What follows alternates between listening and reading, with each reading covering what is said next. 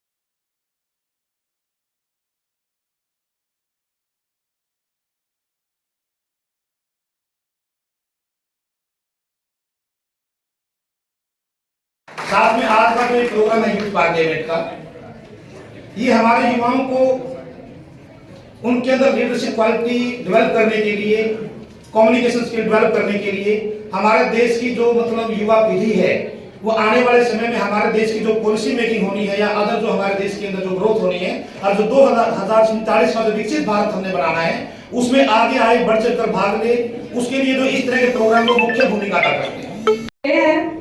मुझे मिल गए सत्यमान मलिक जी, और जिनकी ऊर्जा अभी हमने सुनी आज के नोडल ऑफिसर श्री लाभ Singh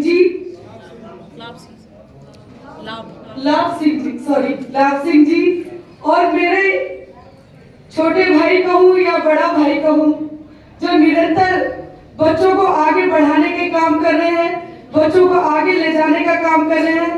district youth officer Shri Harpreet ji, Shrimati Ritu, nodal officer Viksit Bharat youth parliament ji, Shri Aman, coordinator district level Viksit Bharat youth parliament जी, और यहाँ पर बहुत ही सीनियर फैकल्टी ज्योति सरान जी, और बहुत ही आदर और सम्मान के योग्य jury members doctor DS Lathar ji, Shri Rajneesh Bahal ji, Shri Subhash ji, और आज की अध्यक्षता कर रही है मेरी बहन शर्मिला जी, जिनकी आवाज से ही अपने आप ही एक जुनून, एक जोश अंदर अपनी ऊर्जा को अपने आप ही बच्चों में और हम में समा जाता है। तो आपका, आप सभी का और यहाँ पर उपस्थित मेरे पत्रकार बंधुओं, छायाकार मित्रों और युवा साथियों, मैं आप सभी का हृदय की गहराई से बहुत बहुत अभिनंदन, वंदन और आभार व्यक्त करती हूँ। आगे ले जाने का जो काम कर रहे हैं, उनकी जो 25 बच्चों ने रजिस्ट्रेशन किया है, तो इसके लिए आप सभी बधाई के पात्र हैं। हमारे बीच सीरियल नंबर 4 स्वीटी लॉर्ड।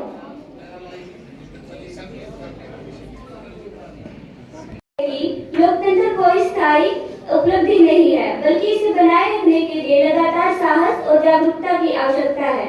इसी संदर्भ में आज मैं स्वीटी चौधरी रणवीर सिंह यूनिवर्सिटी से आपके सामने भारत के इतिहास के एक महत्वपूर्ण और संवेदनशील अध्याय पर अपने विचार व्यक्त करने आई हूँ। आपातकाल के 50 वर्ष भारतीय लोकतंत्र के लिए सबक। साथियों, भारत विश्व का सबसे बड़ा लोकतांत्रिक देश है।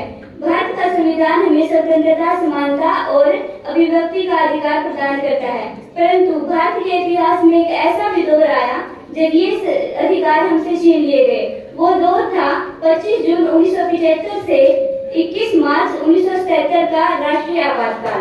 1975 का आपातकाल भारतीय लोकतंत्र के इतिहास का ऐसा दौर था जब चुप्पी को अनुशासन कहा गया और असहमति को अपराध। आपातकाल के दौरान लोगों के मौलिक अधिकार निलंबित कर दिए गए, तरह से जिसे लोकतंत्र का चौथा स्तंभ कहा गया है, उसकी स्वतंत्रता छीन ली गई, तानाशाही की स्थिति में आ गया, सरकार की आलोचना करना अपराध बन गया और जनता की आवाज दबा दी गई। साथियों, आपातकाल ने यह भी साबित किया है कि लोकतंत्र की असली ताकत जनता से है। 1977 आम चुनाव में भारतीय जनता ने तानाशाही परिवर्तन को नकार दिया और पहली बार सत्ता में केंद्रारूढ़ सरकार हार गई। यह घटना भारतीय लोकतंत्र की परिपक्वता और जनता की जागरूकता का परिणाम है। आज जब आपातकाल को लगभग 50 वर्ष पूरे हो चुके हैं, तब हमें इससे कई महत्वपूर्ण सबक मिलते हैं। संविधान से बड़ा कोई नहीं है, सत्ता में बैठे व्यक्ति भी इसके अधीन है, उन्हें भी संविधान का पालन करना पड़ता है। अभिव्यक्ति की स्वतंत्रता लोकतंत्र की आत्मा है और लोकतंत्र तभी सुरक्षित है जब नागरिक जागरूक हो। आपातकाल केवल एक ऐतिहासिक घटना नहीं है, बल्कि यह एक चेतावनी है। यह हमें याद दिलाता है कि स्वतंत्रता कितनी नाजुक है और लोकतांत्रिक मूल्यों की रक्षा करना आवश्यक है। भारत के युवा नागरिकों के रूप में हमारा यह कर्तव्य है कि लोकतंत्र का सम्मान करें। आज मैं एक ऐसे ही विषय पर बात करूंगी जो हमारे भारत के इतिहास का सबक रहा है। जी हाँ, मैं बात कर रही हूँ 1975 को लगाए गए राष्ट्रीय आपातकाल की। आपातकाल यह केवल एक शब्द नहीं था, अपितु यह भारत के लोकतंत्र की वह परीक्षा की घड़ी थी जिसने हम नागरिकों को 21 महीनों तक अंधेरे में रखा। महोदय, मैं विषय के 2 मुख्य बिंदुओं पर बात करूंगी। पहला 1975 का आपातकाल, दूसरा कि भारत ने आपातकाल से क्या सीखा। 25 जून 1975 की वह रात जब सरकार ने आंतरिक अशांति का हवाला देते हुए देश में इमरजेंसी लगा दी, प्रेस की स्वतंत्रता को छीन लिया गया, बड़े बड़े नेताओं को, विपक्षी नेताओं को जेल में डाल दिया गया, औरतों और अदालतों की आवाजों को भी दबाने की कोशिश की गई।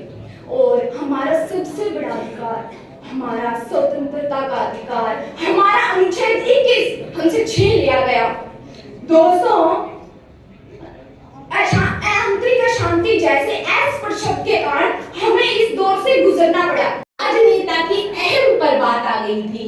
यह हुआ था सन 1975 से 77 के बीच में, जब भारत में आपातकाल की घोषणा की गई थी। भारत की प्रधानमंत्री इंदिरा गांधी ने भारत में आपातकाल की घोषणा कर दी थी।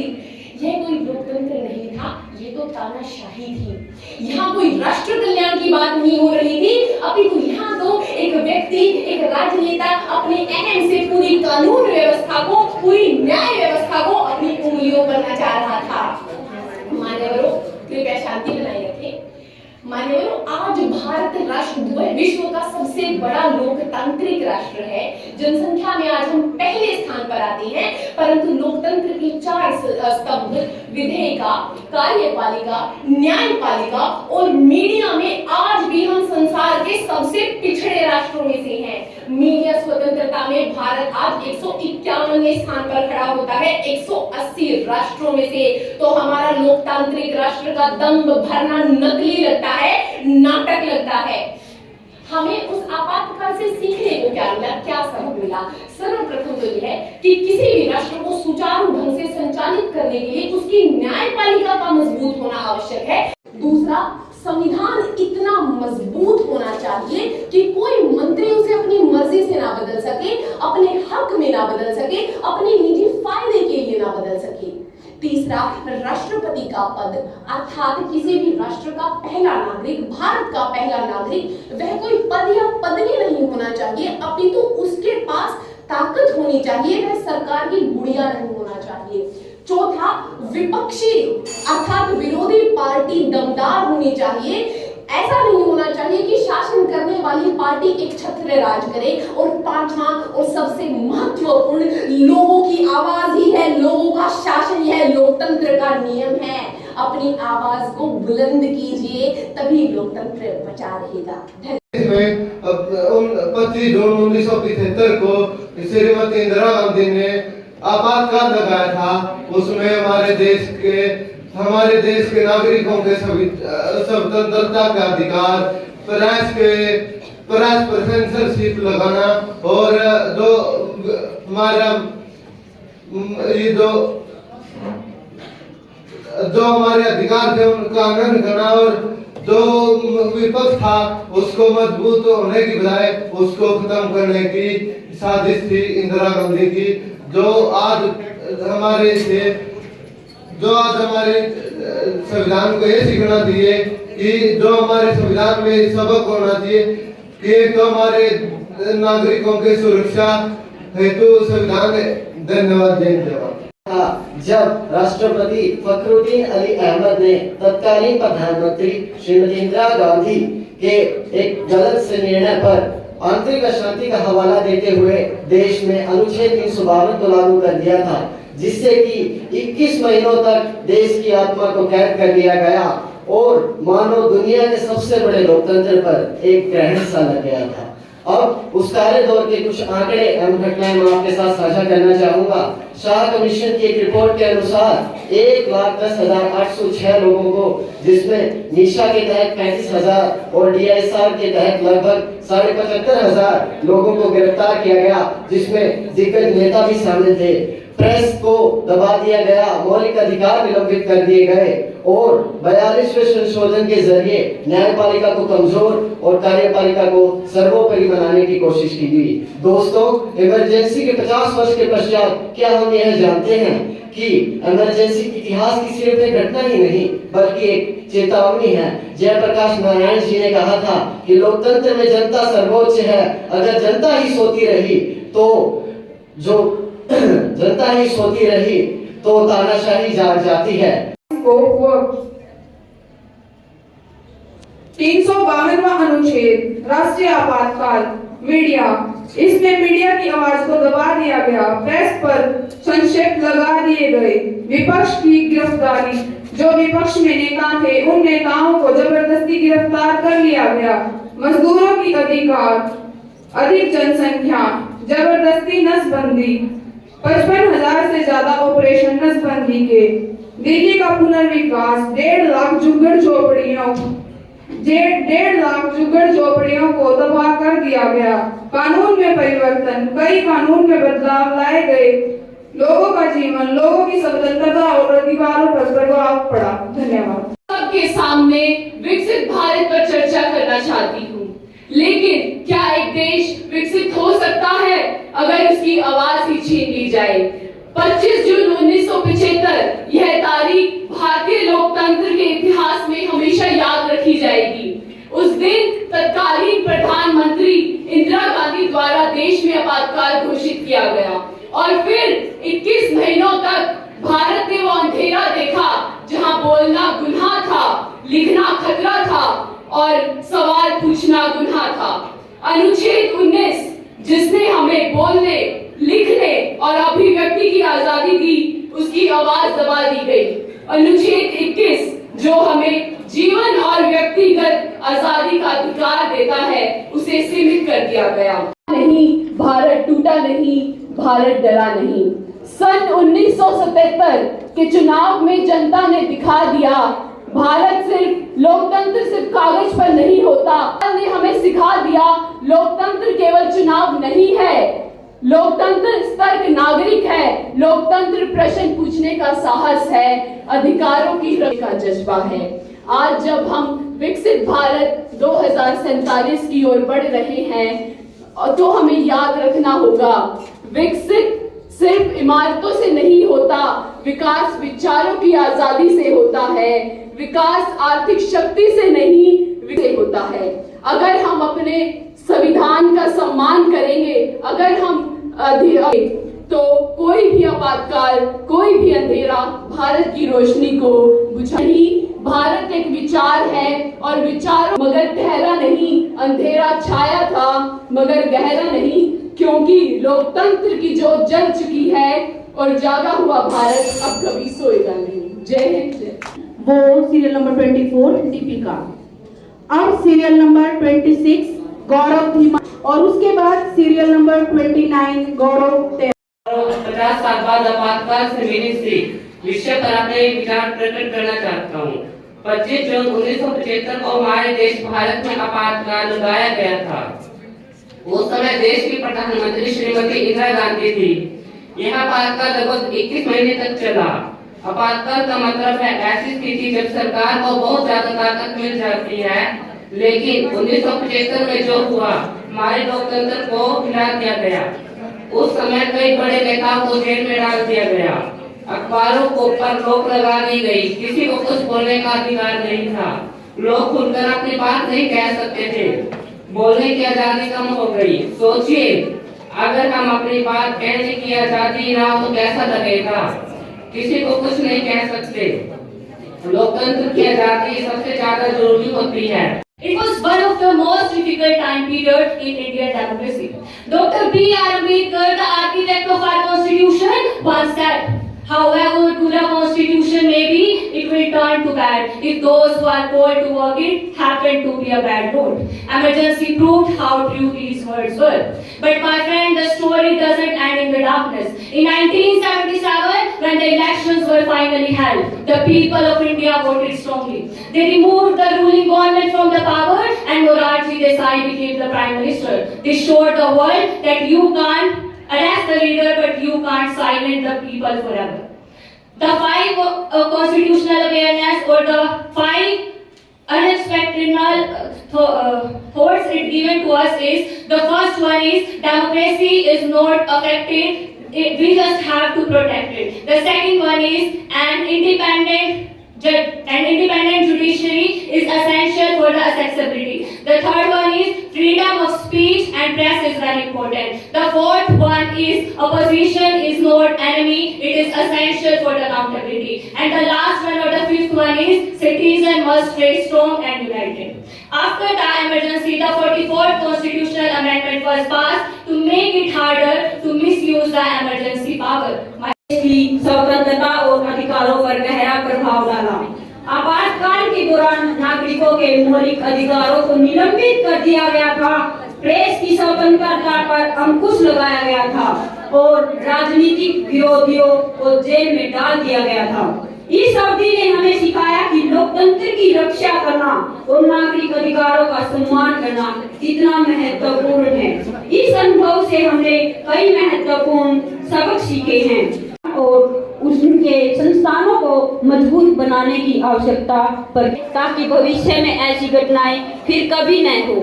इसलिए मैं आपको कुछ बताना चाहती हूँ। सत्ता का खेल तो चलेगा, सरकारें आएंगी और जाएंगी, पार्टियां बनेंगी और बिगड़ेंगी, मगर ये देश रहना चाहिए, इसका लोकतंत्र अमर रहना चाहिए, इसका लोकतंत्र अमर रहना चाहिए, मगर ये देश रहना चाहिए। Thank you. बहुत अच्छे। Serial number 39 Yogesh Kumar. उसके बाद सीरियल नंबर 41 मधु। सीरियल नंबर 41 मधु। जजेस नोट करें, सीरियल नंबर 39 योगेश कुमार। जब न्यायपालिका ने एडीएम जबलपुर फैसले में यह कह दिया कि सरकार आपातकाल के दौरान लोगों की जान भी ले ले तो वो न्यायालय नहीं जा सकते। साथियों, जहां पर तानाशाही होती है वहीं पर क्रांति पैदा लेती है। वहीं जयप्रकाश नारायण ने कहा, ललकार कर कहा कि सिंहासन खाली करो कि जनता आती है। तुर्कमान गेट पर गरीब लोगों ने सीना तान कर खड़े हुए और जेलों के अंदर आरएसएस, समाजवादी और वामपंथी एक साथ हुए, क्योंकि सवाल यहाँ पर विचारधारा का नहीं बल्कि लोकतंत्र का था। की परीक्षा व जनता की शक्ति का प्रभाव है। आज मैं आपसे 50 वर्षों के आपातकाल और उसके भारतीय लोकतंत्र पर पड़ने वाले प्रभावों के बारे में बताना चाहती हूँ। आपातकाल क्या? 25 जून 1975 को तत्कालीन प्रधानमंत्री इंदिरा गांधी की सलाह पर भारत में राष्ट्रपति आपातकाल घोषित किया गया। इसे संविधान के अनुच्छेद 352 के 30 मार्च 1977 पर लागू हुआ। कारण क्या थे? इलाहाबाद उच्च न्यायालय द्वारा प्रधानमंत्री के चुनाव को अमान्य ठहराना, बढ़ती महंगाई, बेरोजगारी, जन असंतोष, जयप्रकाश नारायण के नेतृत्व में व्यापक जन आंदोलन पर देश में आपातकाल की घोषणा की, जिसके कारण अनुच्छेद 19, 21 और 22 को निरस्त कर दिया गया। परिणाम स्वरूप देश में से हजारों विपक्षी नेता, अटल बिहारी वाजपेयी, लाल कृष्ण आडवाणी, जयप्रकाश नारायण जैसे नेता को जबरन जेल में डाल दिया गया। और यही नहीं, सरकार ने अनुशासन पर्व के नाम पर जबरन 1.5 करोड़ से ज्यादा लोगों की नसबंदी की गई। अनुशासन पर्व के नाम पर ही 25,000 से ज्यादा सरकारी कर्मचारियों को जबरन सेवानिवृत्त कर दिया। प्रश्न यह नहीं है कि आपातकाल के दौरान क्या हुआ और क्या नहीं हुआ। जब 21 मार्च 1970 को आपातकाल निरस्त हुआ, वो आज ऐसे जख्म दे गया जिसके कारण हम आज भी 50 साल के बाद उसकी चर्चा कर रहे हैं। इस आपातकाल से लोकतंत्र के लिए हमने क्या सबक सीखे, हम उसके बारे में चर्चा करेंगे। पहला, निरंकुशता से बचाव। देश में तमाम सरकारें आएंगी और जाएंगी, सभी सरकारों का कर्तव्य है कि वो संविधान के दायरे में रहकर कार्य करना होगा। नागरिकों के अधिकारों की रक्षा करनी होगी, क्योंकि जब जब अधिकारों की रक्षा का, नागरिकों के अधिकारों का हनन होगा, तब तब इस देश की शासन व्यवस्था डगमगा सकती है। आज हमारे देश में जब मीडिया की बात की जाती है, मीडिया के क्या दायित्व हैं, तो मैं आपको बता देना चाहता हूं कि जो आज वर्तमान दौर में मीडिया का हाल है, इसकी बुनियाद भी 1970 में रखी गई थी। सत्ता ने यह निर्धारण कर लिया था कि जो समाचार संस्थान सरकार के समर्थन में लिखेंगे उन्हें मित्रवत कहा जाएगा, जो सरकार के खिलाफ लिखेंगे उन्हें शत्रुता का टैग दिया जाएगा, और जो लोग सरकार के कार्यों से दूरी रखेंगे उन्हें तटस्थ कहा जाएगा। और यही हाल आज 2025 और 26 के दौर में भी है। But 50 years ago in India it happened when emergency happened during Indira Gandhi time period in 1975. We live in digital age where we can post anything on Instagram, debate on Twitter, and watch videos on YouTube. प्रतिबंध महान, पर सच्चाई के लोग कभी बुझी नहीं उस रात में, वो लो ही तो सबक बनी आजादी के बाद में। यहाँ उपस्थित सभी आदरणीय और माननीय अध्यापकगण को सादर चरण स्पर्श and a very infinitive welcome to all the members present out here. I am Bhavna, one of the student of Government College, like to talk on the topic 50 years of emergency lessons for Indian democracy. रहा है, हमें यह नहीं भूलना चाहिए कि आपातकाल के बाद सन 1970 में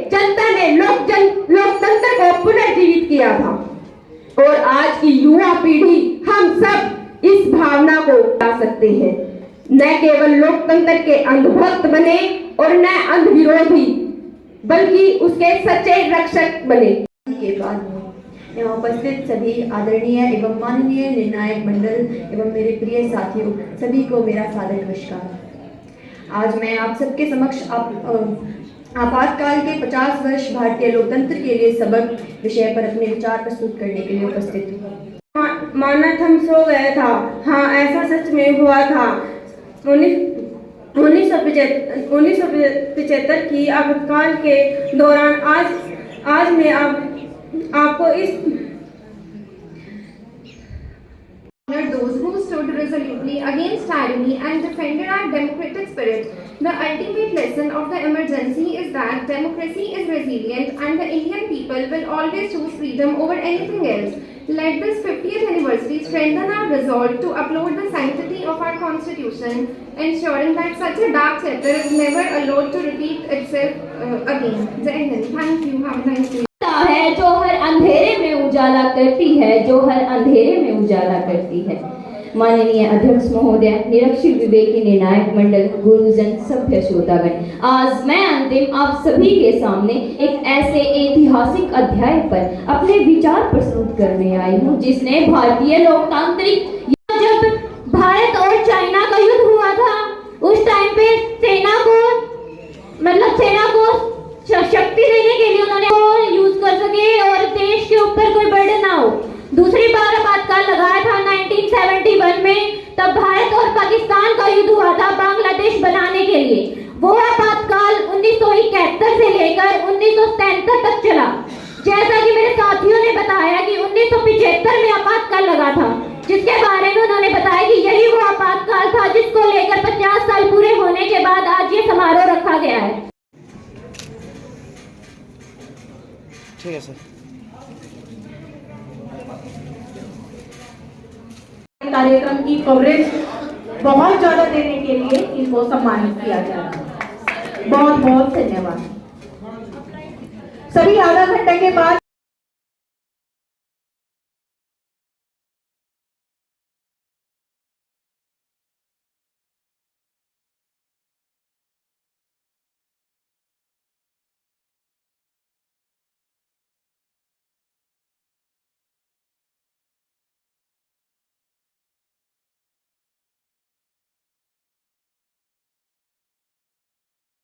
पवित्रता होती है विचारों में, इंसान कहाँ पवित्र होता है, इंसान कहाँ पवित्र होता है। फूलों में भी कीड़े पाए जाते हैं, पत्थरों में भी हीरे पाए जाते हैं। फूलों में भी कीड़े पाए जाते हैं, पत्थरों में भी हीरे पाए जाते हैं। आप मेरे समक्ष हैं, ये मेरा सौभाग्य है। मैं आपके समक्ष हूँ, ये सिर्फ आपका भाग्य है। धन्यवाद, धन्यवाद। जोरदार तालियां नहीं चाहिए।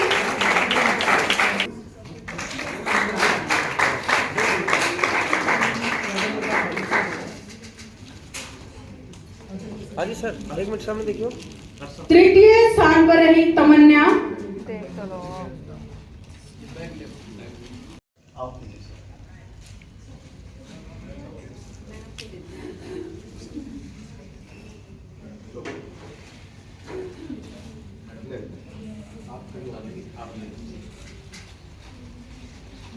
द्वितीय स्थान पर रहे हैं सौरभ, द्वितीय स्थान पर सौरभ और प्रथम स्थान पर रही हैं प्रिया। वो है नहीं यहाँ पे प्रतिभागी। प्रिंसिपल सर प्लीज स्टेज पर मंच पर उपस्थित हो।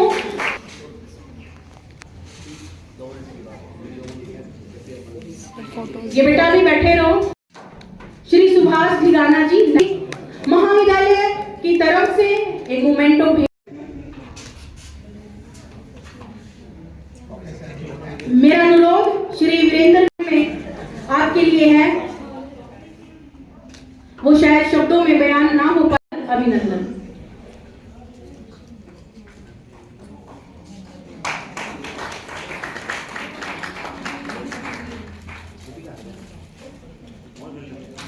गवर्नमेंट भेंट कर सम्मान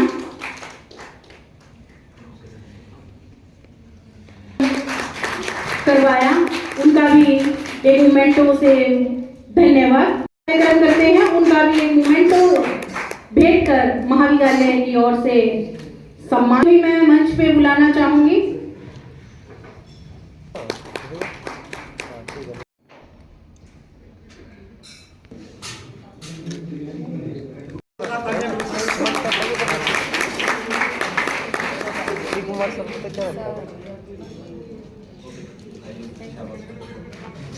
कॉलेज परिवार की तरफ से बहुत बहुत हार्दिक अभिनंदन भी और धन्यवाद भी करता हूँ। सभी हमारे लिए बहुत ही परिचित व्यक्तित्व हैं और गर्वित महसूस करते हैं हम इनको पाकर। मेरे टीचर भी रहे हैं रजनीश महल जी, डॉक्टर रजनीश महल। व्यक्तिगत तौर से मुझे बहुत ही I feel proud when he is present here. It gives me a very special feeling, special attachment, and I really feel proud. Devender Lathar ji हैं, हमेशा ही हमारे यहाँ ज्वाइन किया तो तब से यहाँ पर रहे। सुभाष जी हैं, विजेंद्र जी, सभी के सभी हमारे लिए बहुत ही नेशनल लेवल की चर्चित हस्तियाँ हमारे बीच आती हैं, तो अच्छे लोगों के संपर्क में आना भी बहुत अच्छी बात है।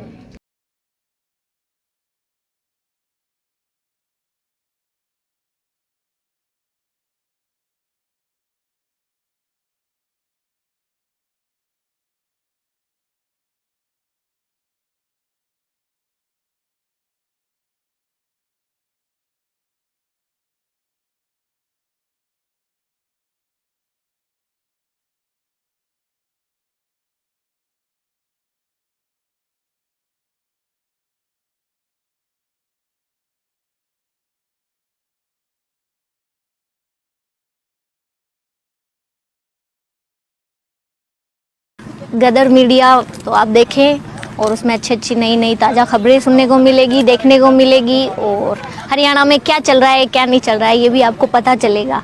और चैनल को लाइक करें, सब्सक्राइब करें और शेयर करें। थैंक यू, धन्यवाद।